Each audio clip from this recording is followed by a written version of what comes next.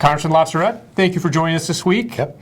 So it's kind of been up and down about whether or not we're positive or negative about how things are going in Washington. And it seems that recently we've been a little more optimistic. And just as we are sitting down, we're getting news that the Senate's actually reached a deal, a bipartisan deal on unemployment insurance. Talk to us a little bit about that.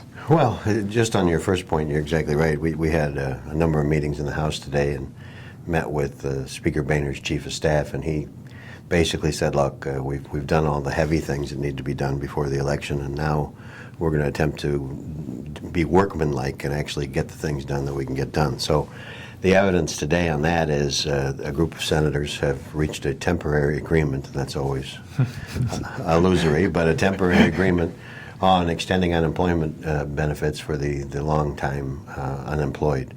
And sort of the problem with that had always been the Democrats didn't want to pay for it, just wanted to extend it.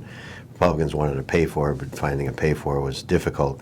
So the deal, as we understand it, and it's just developing, is through higher fees on some things together with pension smoothing. And pension smoothing basically is rather than taking a snapshot at your pension contributions in real time, you can spread it out over 25 years and say, what's the amount of money as an employer I have to put into the pension to make the system whole? And through those two things, they think they've can raise the money necessary to extend unemployment.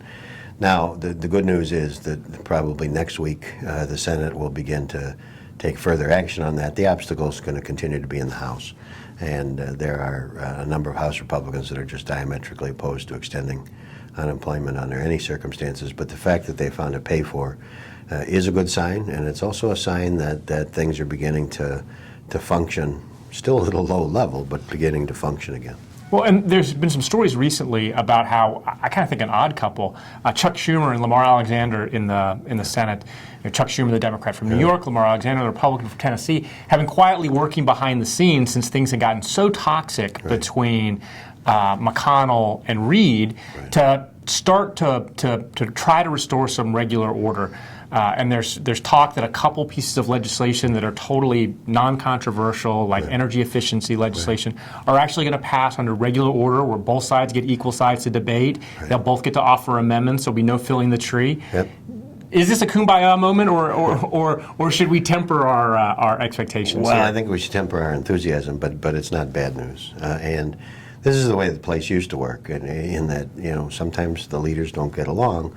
But the Senate in particular has always been a body made up of people who have friendships that go back many years. And as you correctly stated, it is an odd couple for Chuck Schumer of New York and Lamar Alexander to get together. But that's the way these things work. And our understanding is that they have sort of a temporary commitment from Majority Senator Reid that they're going to be able to move some things. Like the energy efficiency bill is Rob Portman, the senator from Ohio's baby, together with a corresponding Democrat. It's really not controversial. I mean, it's talking about how can we save energy so we're not so reliant on some of the fossil fuels. And it's a no-brainer. And if it comes to a vote, I would expect it would probably get 100 votes in the Senate and a bunch of votes. And so there's no reason the legislation like this shouldn't be moving forward, but it has not been moving forward. So I don't know if we can declare that bipartisanship is broken out on the streets of Washington, but we can say that these are positive steps forward. Well, and another positive step, there was an announcement this week that the Senate Banking Committee, the committee chairman, the Democratic committee chairman, and the ranking member have come to an agreement on housing and finance reform, essentially dealing with Fannie Mae and Freddie Mac. Talk to us a little bit about that. Well, since the beginning of this Congress, on the House side, you have chairman of the Banking Committee, Financial Services Committee, Jeb Hensarling of Texas, has had as sort of his mission in life was to dismantle Fannie and Freddie, which causes a lot of angst in the real estate markets because without that federal backstop, without that secondary market, the feeling is that mortgages would not be as available as they are. On the flip side, clearly the financial meltdown of 2008 can be laid in part at Fannie and Freddie's feet because people were creating bad mortgage products and there was no risk on the underwriter's side because then they just sell it to Fannie and Freddie. And so when the things collapsed, Fannie and Freddie were in very tough shape. This deal doesn't sort of threads the needle And it doesn't get rid of them per se. It creates sort of a new government-sponsored enterprise that will still continue to federally back mortgages, but it has some additional requirements that, for instance, if you're a bank and you sell your mortgage to the new Fannie or Freddie, and it collapses because you didn't do your due diligence and actually make sure that this was a loan worth taking, that you, the bank, bear the first 10% of the loss. And so the thinking is that's going to be attractive to both the folks that want to get rid of it and also the folks that just want to reform it or leave it the same. And it's a good step forward, and it'll shift the burden necessarily from the taxpayer for underwriters who are making loans to people who probably don't qualify for loans. Well, ending our kind of bipartisan kumbaya here, we'll turn to a strictly partisan affair. That was the special election in Florida's 13th congressional district. We talked a little bit about it last week. The kind of conventional wisdom coming in was that Alex Sink, the Democratic nominee, was favored in this race. Democratic groups outspent Republican groups, and yet on Tuesday of this week, Congressman-elect Jolly, Republican, is the member who will be holding that seat for the GOP. Does this say anything macro about the midterms, or is this really just about Florida 13? Well, the way this thing always works when there's a special is both sides go in at hammer and tongs, try to win the thing, and then the side that loses pretends it really doesn't mean anything. Right. And the side the side that wins says, "Oh, this is a harbinger of things to come, and it means that we're going to roll in November." And the other side said, "Oh, this was all local, and it's because of whatever."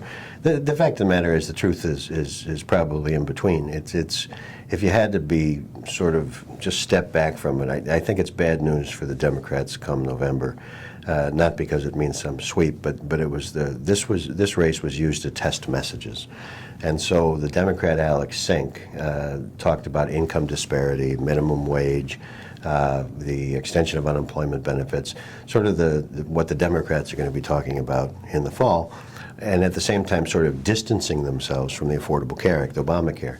The Dave Jolly campaign was all about tying Obamacare, the Affordable Care Act, around Alex Sink's neck, and that message seems to have prevailed.